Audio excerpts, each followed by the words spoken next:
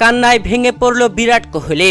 Match জিতেই পায়ের উপরে পা তুলে দিল সঞ্জু স্যামসন। বেঙ্গালুরুকে হারিয়ে সেমিফাইনালে উঠল রাজস্থান রয়্যালস। দর্শক, আইপিএল এর প্রথম কোয়ালিফায়ার ম্যাচে মাঠে নেমেছিল রাজস্থান রয়্যালস বনাম রয়্যাল চ্যালেঞ্জার্স বেঙ্গালুরু। আর এই ম্যাচে রয়্যাল চ্যালেঞ্জার্স বেঙ্গালুরু টসে হেরে আগে ব্যাট করতে আসে, যেখানে ব্যাট করতে এসে ভালো ব্যাটিং করেছিল।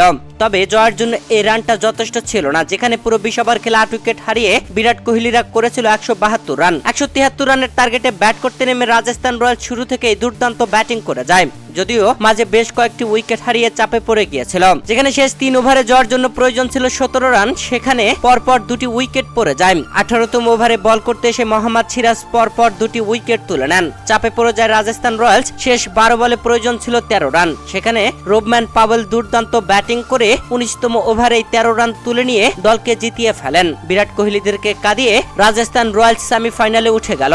দর্শক, বিরাট কোহলির রয়্যাল চ্যালেঞ্জার্স বেঙ্গালুরুকে হারানোর পরেই পায়ের উপরে পা তুলে দিয়ে ডাগআউটে বসে পড়লেন রাজস্থান রয়্যালসের অধিনায়ক সঞ্জু স্যামসন। দর্শক, এবারের আইপিএলে বিরাট কোহলিরা যেভাবে ঘুরে দাঁড়িয়েছিল তাতে রীতিমতো চমকে দিয়েছিল সবাইকে। এ যেন সবাই ভেবেছিল বিরাট কোহলির হাতেই উঠবে কাপ, তবে সেই স্বপ্নকে ধূলিসাৎ করে দিল রাজস্থান রয়্যালস।